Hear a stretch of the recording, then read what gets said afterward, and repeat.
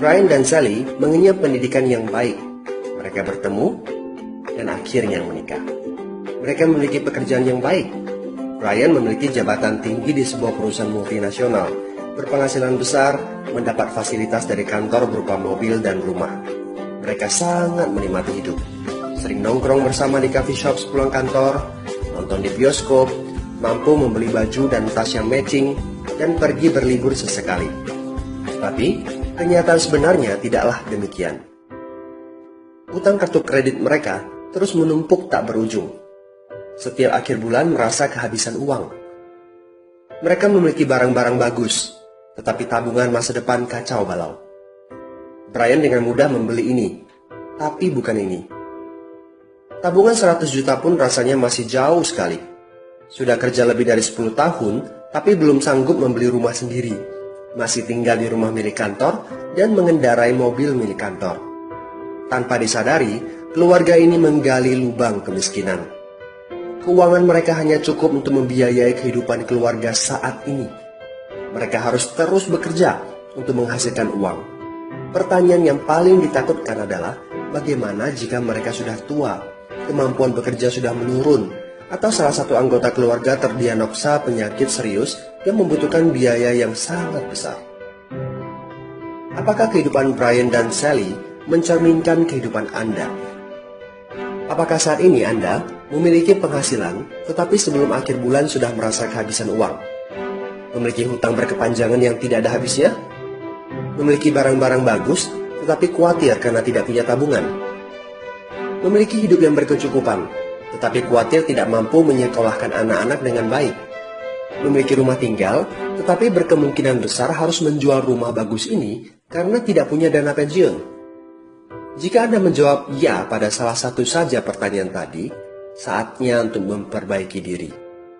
Mau jadi seperti apa kita ini kalau ternyata kita sebetulnya hanya gaya dari luar saja? Mau hidup kropos seperti ini sampai kapan? Aha, mari kita mulai menabung. Nah, apakah menabung saja cukup? Berapa banyak yang bisa Anda sisihkan untuk ditabung setiap bulan? Mari kita ambil contoh. Anda berencana untuk memiliki rumah dan mobil. Katakanlah harga rumah 600 juta dan harga mobil 200 juta. Jika Anda mampu menabung 5 juta per bulan, Anda membutuhkan 13 tahun untuk mendapatkan angka 800 juta. Masalahnya, inflasi membuat harga rumah dan mobil melambung tinggi. 800 juta akan menjadi 2,7 miliar 13 tahun kemudian. Jika kita asumsikan rata-rata kenaikan barang 10% per tahun. Ini masih soal impian untuk membeli rumah dan mobil.